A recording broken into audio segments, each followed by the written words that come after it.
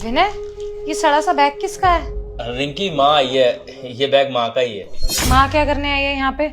और ये खुशबू किस चीज की आ रही है घर में? अरे वो माँ खाना बना रही थी ना, मेरी पसंद का तुम्हारी पसंद का, तो बस वो खाना बनाते हुए अंदर चली गई रूम में, वापस आने वाली होगी। अच्छा, तो आते ही माँ जी ने अपनी मर्जी चलाना शुरू कर दी मेरे घर के अंदर, किचन में घुस गई हैं आते ही। और कोई खुशी की बात है क्या कि वो आई हैं जो ये पकवान बना रही है सबके पसंद के? और इनको परमिशन किसने दी मेरे किचन में घुसने की? अब सब खराब कर देंगी। और पैसे बर्बाद करने का बड़ा शौक है तुम्हारी माँ को। हाँ, खाना बना रही है, इसके लिए परमिशन लेने की क्या जरूरत है यार? माँ का मन करा हुआ खाना बनाने का, वैसे ही माँ को अच्छा लगता है बच्चों के लिए खाना बनाना, तो खाना बना रही थी, इसके लिए परमिशन लेगी क्या? और माँ के खाना बनाने से पैसा कहाँ से बर्बाद होने लग गया? अच्छा, राशन फ्री का आता है क्या? रिंकी आराम से बोलो, माँ अंदर है, अंदर आवाज जा रही होगी, माँ सब कुछ सुन लेगी। सुनने दो, अच्छी बात है अगर सुन लेगी तो। कम से कम पता तो चलेगा ना उन्हें कि ऐसे किसी के घर में बिना पूछे नहीं जाना चाहिए। और ये बैग क्यों रखा हुआ है, इसको देख देख के मेरा दिमाग खराब हो रहा है। ये सड़ा सा फटा हुआ थैला, इतने अच्छे से मैं अपना घर सजाती हूँ, मेंटेन करती हूँ, और आती है 2 दिन में कबाड़ मचा के चली जाती है। अब किचन खराब कर दिया होगा मेरा, पूरा गंदा कर दिया होगा, अब जाके सफाई करनी पड़ेगी। ये बैग हटाओ ना यहाँ से, इस थैले को। रिंकी मैं काम कर रहा था, मैंने माँ को कहा था बैग यहाँ रखने के लिए। मैंने कहा था माँ मैं अंदर आपके कमरे में रख दूंगा, अभी आप यहाँ रख दो। हो, माँ के रूम में? माँ का रूम कौन सा है, मुझे तो पता नहीं है इस घर में। अरे जो हमारे रूम के साथ वाला रूम है, गेस्ट रूम, अब वो खाली रहता है, उसमें माँ ही रह लेगी ना। देखो विनय, तुम्हें पता है कि मुझे अपने घर में ना कूड़ा कबाड़ पसंद नहीं है, तो ये बैग है ना बाहर निकालो, और माँ जी को भी बाहर निकालो। और मैं अच्छे से जानती हूँ कि तुम्हारी माँ यहाँ आई क्यों है। अच्छा, क्यों आई है? पैसे मांगने आई है। उनको बोलो जाके कि एक फूटी कौड़ी नहीं देने वाली मैं इस बार, इनको ना देने दूंगी तुम्हें। देखो रिंकी, तुम ना फालतू सोच रही हो, ये तुम्हारी ओवर थिंकिंग है ना, ये अच्छी चीज नहीं है। माँ कोई पैसे मांगने के लिए नहीं है हमारे पास में। तो क्या करने आई है? पैसों के अलावा तो और कोई काम नहीं है उनका यहाँ पे। कहीं तुम्हारे छोटे भाई ने घर से बाहर तो नहीं निकाल दिया शादी के बाद? वैसे भी गरीब है, कहीं हमारे पल्ले बांधने की कोशिश कर रहा हो बुढ़िया को। देख लो विनय, मैं अपने घर में किसी बुजुर्ग को नहीं रखूंगी, पहले ही बता रही हूँ तुम्हें। देखो रिंकी, माँ ना यहाँ पे हमसे मिलने के लिए आई है, बस वो सोच रही थी कि थोड़े दिन हमारे साथ रह लेगी, तो इसलिए सामान लेके आई है। और माँ कोई परमानेंट रहने के लिए नहीं आई है, थोड़े दिन रुकेगी हमारे साथ में, उसके बाद वापस चली जाएगी। मुझे नहीं मिलना बुढ़िया से, तुम मिल लिए ना तो फटाफट अपनी माँ को घर भेजो। चलो स्टेशन छोड़ के आओ वापस। तुम्हारा दिमाग खराब हो गया क्या यार? मैं ऐसे कैसे बोल दूंगा माँ को वापस जाने के लिए? अरे अगर वो आ गई है तो थोड़े दिन उनको रहने तो दो हमारे साथ में, फिर यार फिर वो चली जाएगी। और अभी माँ को आए 1 घंटा नहीं हुआ और तुम अभी से जाने के लिए कह रही हो उनको। तुम्हें एक बार की बात समझ में नहीं आती? बोल दिया ना मैंने कि मुझे वो बुढ़िया इस घर में नहीं चाहिए तो नहीं चाहिए, जाके बोल के आओ उसे। कि यार तुम कैसी बातें कर रही हो यार, थोड़ा सोच समझ के बोलो। मैं कैसे माँ को मना कर सकता हूँ यार? मैं मना नहीं कर सकता। अच्छा ठीक है, तुम नहीं बोल सकते तो मैं बोल देती हूँ, वैसे भी मैं बुरी हूँ। बुलाओ उन्हें, मैं भी बोलती हूँ। तुम सही नहीं कर रही हो, ठीक है? जैसा तुम्हारा मन करे ना वैसे ही करो। माँ जी बाहर आना।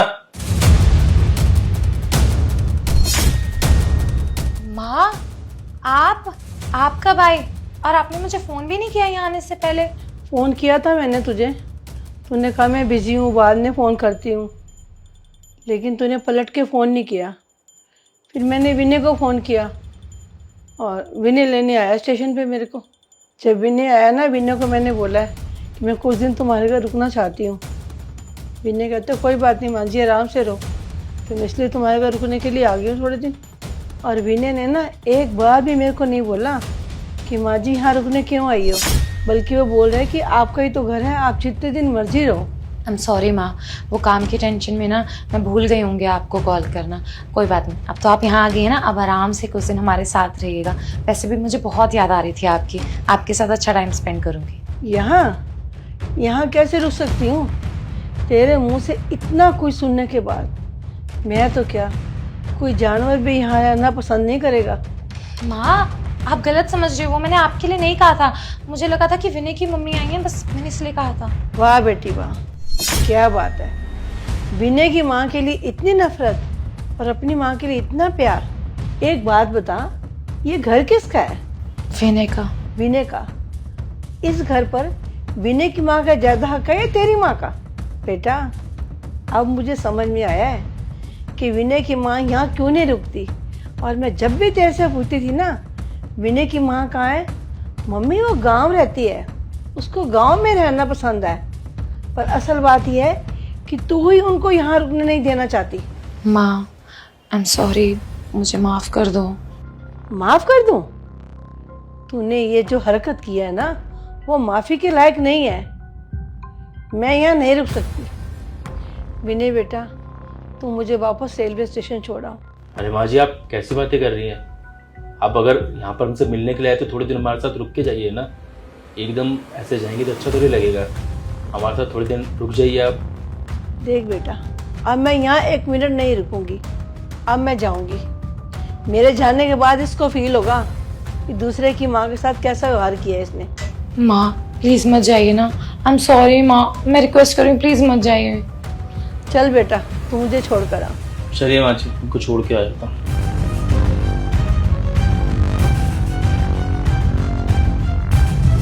नमस्कार दोस्तों, ये वीडियो मैंने दिल्ली में बैठ के बनाई है। आप कौन से शहर में बैठ के इस वीडियो को देख रहे हैं ज़रूर बताना। और दूसरी चीज़ कि वीडियो का मैसेज कैसा लगा आपको, आप कमेंट ज़रूर करना। और अपने किसी जानकार के साथ में वीडियो साझा ज़रूर करना, क्योंकि हम चाहते हैं कि ये वीडियो ज़्यादा से ज़्यादा लोगों तक जाए ताकि हमारा हौसला बढ़े और ज़्यादा वीडियोज़ बनाएं।